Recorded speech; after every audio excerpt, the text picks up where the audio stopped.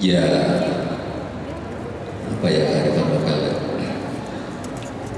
Saya cuma percaya dari dulu bahwa pada sebelum John Naisbitt menulis Global Paradox, bahwa seluruh kecenderungan global akan dilawan oleh kecenderungan lokal.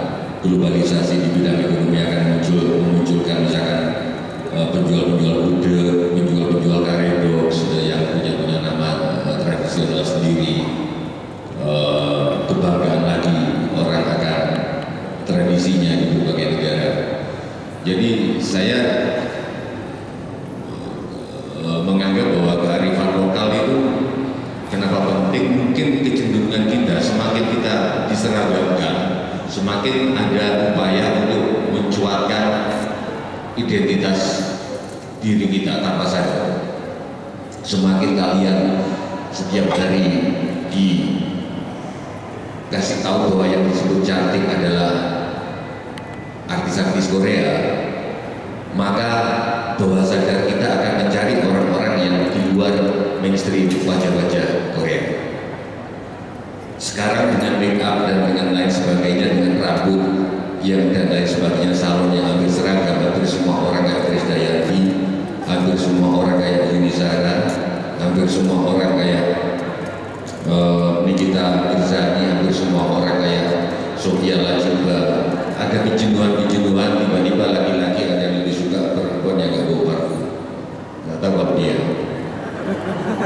soalnya mukanya gak ada juga. Tiba-tiba ada laki-laki yang lebih suka pada perempuan yang dengan bulir-bulir keringat di keningnya seperti pada zaman ibu saya ketika orang masih menunggu padi di lesuk.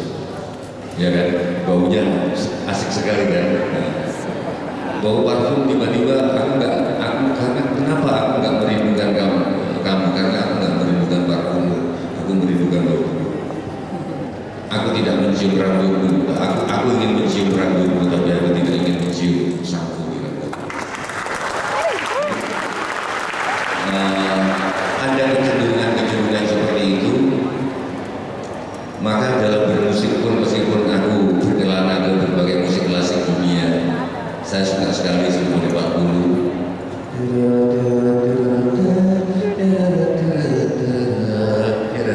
Aku suka sekali Simfoni 9 Beethoven dan lain-lain. Tapi ketika aku bermusik, mungkin karena masyarakat aku di gamelan, mau nggak mau keluarnya musik-musik tradisi begitu. Kenapa kita harus kembali ke kearifan lokal? Karena dari dulu aku nggak percaya pada tridharma perguruan tingginya. Siapa itu? Ki Hajar Dewantara. Dari dulu aku punya feeling bahwa Ki Hajar Dewantara tridharma perguruan tingginya itu kebalik. Nggak tahu siapa yang balik. Mestinya bukan pendidikan, penelitian dan pengabdian pada masyarakat. Feelingku loh ya.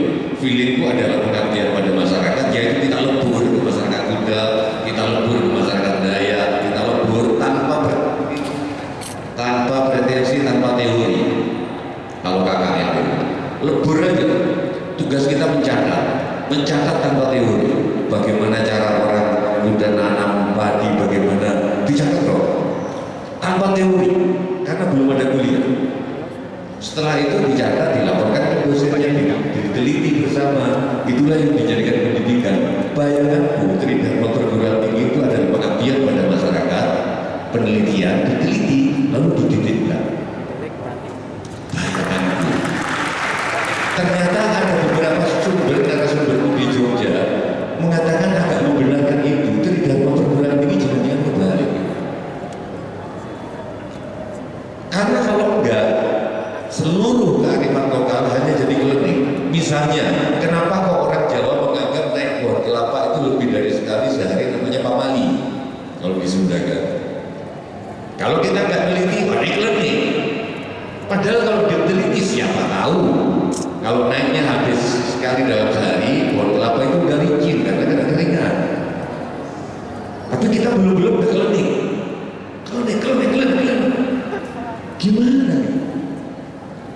Kenapa kok misalnya bambu-bambu yang untuk atap rumah itu harus direndam selama 40 hari 40 malam? Klinik lagi, nggak diteliti.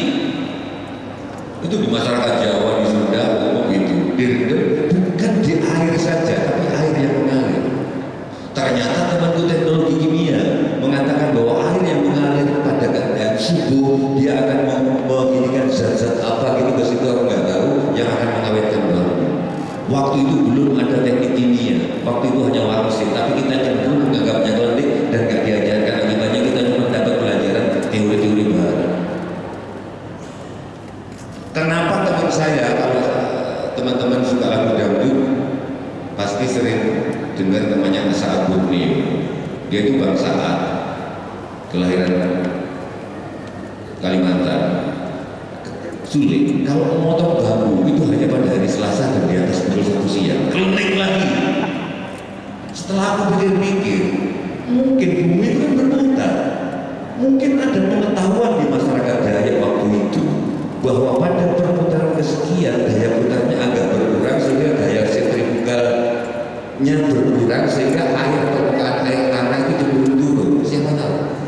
Ketika muka air tanah cenderung turun, efek kapilaritas bambu karena menyedot air dari akar itu berkurang, sehingga kelembaban bambu berkurang. Sehingga ketika kita potong, air tanah relatif kita lindungi dan bambu lebih awet. Kenapa di daerah Sragen, daerah Klaten ada kepercayaan bahwa kalau ada ayam betina bertarung itu sebentar lagi akan ada tanah longsor di sekitar sini. Klinik lagi.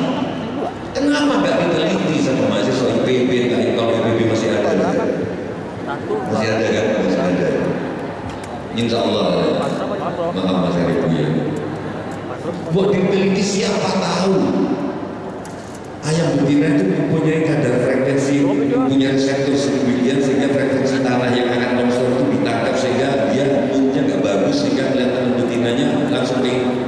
Kenapa nggak diteliti? Kalau ini diteliti, kan bisa dibikin alat sensor seperti itu juga. Kenapa setiap kali pada jam 10 ada ngomong ini yang aku banyak ingatan, tapi ini ngomong yang ingat-ingat aja. Empret ganti, empret ganti. Biang ini dalam radius 500 meter kalau dia bermandang di situ ada perawan hamil. Klinik lagi. Kenapa nggak diteliti efek reseptor di burung gelang ini? Diteliti frekuensi orang hamil itu kayak apa sih? Karena hormonalnya kan sudah berubah. Oh, itu akan dideteksi oleh burung ini. Dengan begitu kamu bisa menciptakan alat ini. Alat ini kalau kamu jadi orang tua tinggal kamu taruh di kamar. Kalau anakmu hamil udah tahu. Kan bisa. Nah, kenapa kok kearifan lokal bagi pertanyaannya? Karena sebetulnya banyak hal yang lebih baik kita ambil dari kearifan lokal yang kita sudah punya daripada mengekor entah itu namanya barat atau apa, karena setiap kali kita mengekor kita sampai sini barat sudah sampai sana. Ekonomi apapun yang kita ekor pasti kita sampai sudah sini barat sudah sampai sana. Daripada itu kenapa kita nggak berancang-ancang start dari yang kita punya sehingga kita suatu saat bisa menyalip mereka. Saya kira gitu.